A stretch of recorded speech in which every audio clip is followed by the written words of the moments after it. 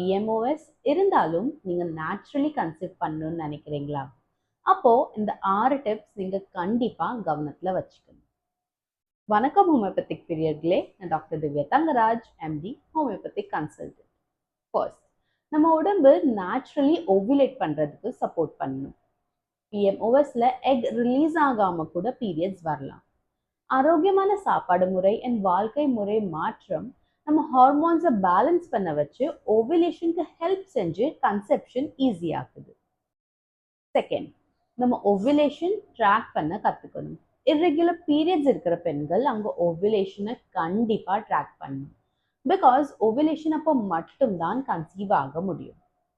Third, ரெகுலராக நம்ம work out ஒரு எக்ஸசைஸ் பண்ணணும்.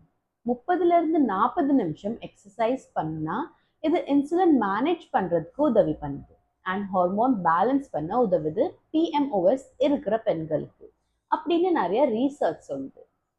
ஃபோர்த், ஆரோக்கியமான சாப்பாடு முறை கடைபிடிக்கணும். PMOSஐ மேனேஜ் பண்ணுறதுக்கு முக்கியமான விஷயங்கள் இன்சுலின் லெவல் கரெக்டாக இருக்கிறது மற்றும் இன்ஃப்ளமேஷன் கம்மி ஆக்குறது. அப்போதான் ஹார்மோனல் பேலன்ஸ் இருக்கும்.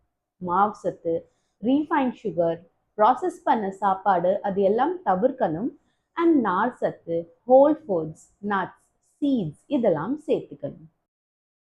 ஃபிஃப்த், நம்ம டெய்லி ஸ்ட்ரெஸ் மேனேஜ் பண்ணணும் அண்ட் 7 to 8 மணி நேரம் தூக்கம் இருக்கணும். இப்படி பண்ணால் நம்ம கார்டிசால் லெவல்ஸ் மேனேஜ் பண்ணிக்கலாம். 6, inositol, vitamin B12, vitamin D, folic acid, omega 3 இது எல்லாம் PMOS இருக்கிற பெண்களுக்கு ரொம்ப முக்கியம். ஜிங்க் அண்ட் மேக்னீஷியமும் ஹார்மோன்ஸ் பேலன்ஸ் பண்ணுறதுக்கு உதவி பண்ணும். ஸோ இந்த குறைபாடு இருந்துச்சுன்னா சப்ளிமெண்ட்ஸ் எடுத்துக்கணும்.